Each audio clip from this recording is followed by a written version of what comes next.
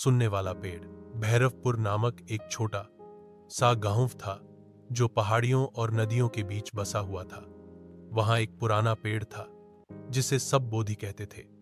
उसकी जड़ें सांप की तरह जमीन में फैली हुई थीं और उसकी शाखाएं आसमान की ओर हाथ बढ़ाए जैसे सबको गले लगाना चाहती हों। लेकिन बोधि कोई आम पेड़ नहीं था, वह सुन सकता था। गांव के लोग इसे केवल एक दादी मां की कहानी समझते थे। बूढ़ी अम्मा अक्सर कहती, ये पेड़ तुम्हारे मन की बातें सुनता है, दुख, खुशी, डर सब कुछ समझता है। लोग मुस्कुरा देते लेकिन विश्वास नहीं करते। सिर्फ 12 साल का अर्जुन उन पर यकीन करता था।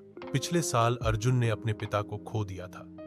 उसकी मां खेतों में काम करती थी और अर्जुन अक्सर अकेले बोधि के नीचे बैठा रहता, अपने चित्रों की किताब में कुछ न कुछ बनाता।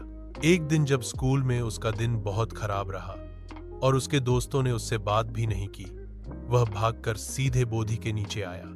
उसकी आंखों में आंसू थे। काश कोई मेरी बात सुनता, उसने धीरे से कहा। तभी बिना हवा के भी पेड़ की पत्तियां सरसराने लगी। अर्जुन चौंक गया।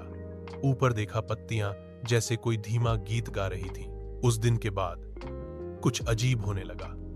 जब अर्जुन खुश होता, पेड़ पर नए फूल खिल जाते। जब वह उदास होता, पत्तियां मुरझा जाती, चाहे मौसम कैसा भी हो। एक रात जब उसकी मां बहुत बीमार थी और बाहर तेज तूफान चल रहा था, अर्जुन पेड़ से लिपट गया। कृपया मेरी मां को ठीक कर दो, उसने रोते हुए कहा। अगली सुबह एक वैद्य गांव में आया जिसके पास एक दुर्लभ जड़ी बूटी थी। उसने कहा, न जाने क्यों मुझे लगा मुझे इस रास्ते आना चाहिए। धीरे धीरे गांव वालों को विश्वास होने लगा कि बोधि कोई साधारण पेड़ नहीं था। अब वे उससे बातें करते, उसके नीचे ध्यान लगाते और चुपचाप अपने मन की बातें सोचते। सालों बाद अर्जुन बड़ा हुआ और एक अध्यापक बना। उसने बच्चों को बताया, सुनना भी एक कला है और पेड़ हमें यह सिखा सकते हैं। बोधि अब भी गांव के बीचों बीच खड़ा था, शांत, मजबूत और हर मन की बात सुनने को तैयार।